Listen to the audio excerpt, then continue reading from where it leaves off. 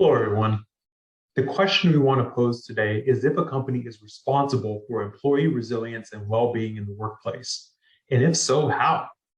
This question has arisen from a recently reposted HBR article, What Resilience Means and Why It Matters. We find this question difficult to answer until you dive deeper into the definition and drivers behind it. In the article, they reference a survey which asks the question, what's the biggest strain on resilience at work? I'm going to discuss the top three here today. To start off with, a staggering 75% of respondents indicate that managing difficult relationships and politics in the workplace drains their resilience reserves. 70% state volume or pace of work stretches them to their limits. And 60% when they feel they are being criticized personally.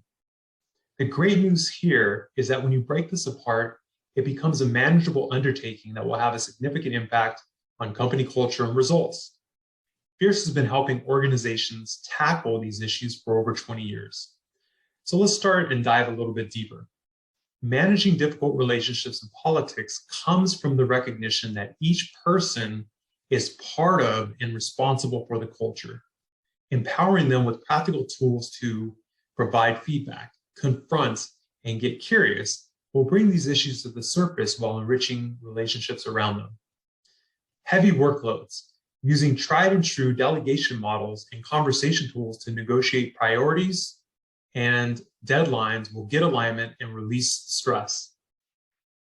Taking criticisms as personal attacks really comes down to training of how to give and receive proper feedback.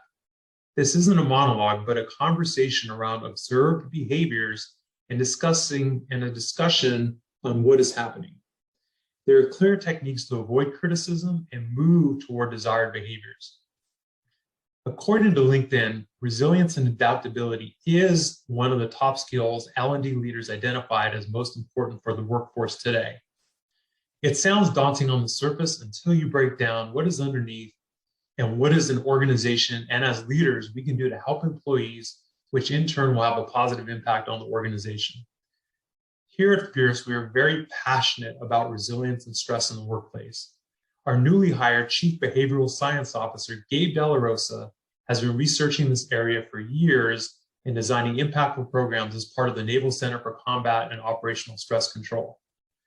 His research has made clear links between Fierce solutions and engaging your daily challenges, lowering your stress, improving resilience, and driving desired outcomes such as higher financial and employee performance.